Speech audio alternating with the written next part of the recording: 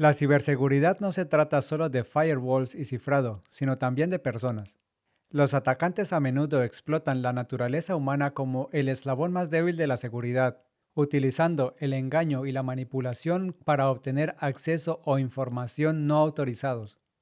Los vectores humanos se refieren a las formas en que los ciberdelincuentes explotan el comportamiento humano como superficie de ataque. En lugar de hackear sistemas, manipulan a las personas para comprometer la seguridad. La ingeniería social es un término amplio que se refiere a las técnicas que engañan a las personas para que revelen información confidencial o realicen acciones que benefician a los atacantes, a menudo explotando las emociones.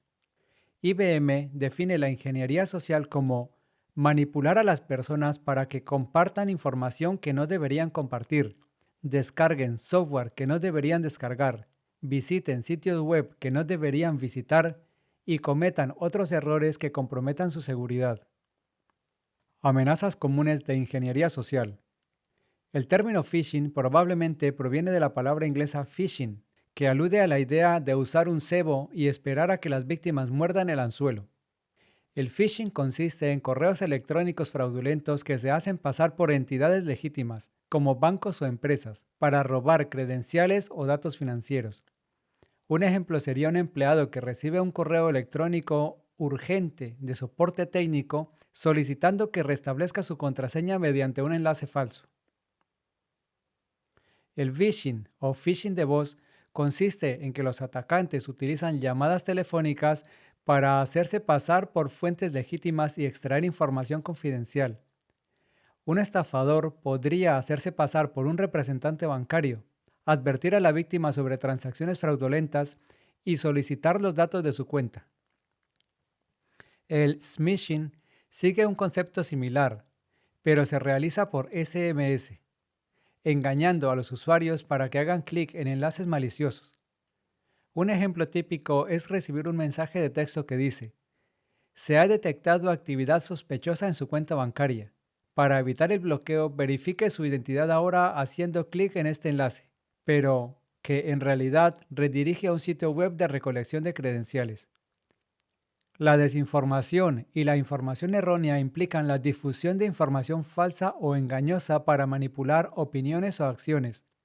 Un ciberdelincuente podría inventar noticias que sugieran que una empresa está siendo atacada, lo que provoca el pánico en los clientes y les permite visitar páginas fraudulentas de actualizaciones de seguridad.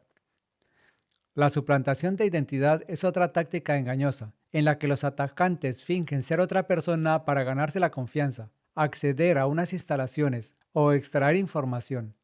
Por ejemplo, un atacante entra a la recepción de una empresa vestido con uniforme de técnico de mantenimiento, asegurando que necesita acceso a la sala de servidores para una inspección urgente. Sin cuestionar su identidad, el recepcionista le permite el paso, dándole acceso a infraestructura crítica. El compromiso de correo electrónico empresarial, BS, es un tipo de ataque dirigido que busca explotar la confianza y la autoridad de los ejecutivos de alto nivel u otra persona clave dentro de una organización. Por ejemplo, en un caso, un empleado de finanzas podría recibir un correo electrónico urgente del director ejecutivo solicitando una transferencia bancaria inmediata a una nueva cuenta para cerrar un trato.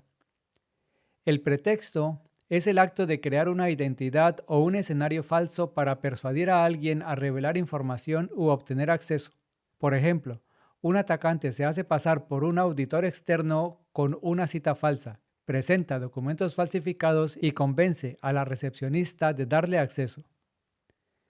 Un ataque de abrevadero implica que los ciberdelincuentes comprometen sitios web confiables frecuentados por el público objetivo. Un ejemplo de esto sería que hackers infectaran un sitio web popular de noticias del sector con malware, sabiendo que los empleados de una empresa específica lo visitan con frecuencia. La suplantación de marcas se produce cuando sitios web, correos electrónicos o anuncios falsos imitan marcas de confianza para engañar a los usuarios. Un usuario podría recibir un correo electrónico de atención al cliente de Amazon, solicitando la verificación de inicio de sesión, pero el enlace lleva a un sitio fraudulento diseñado para robar credenciales.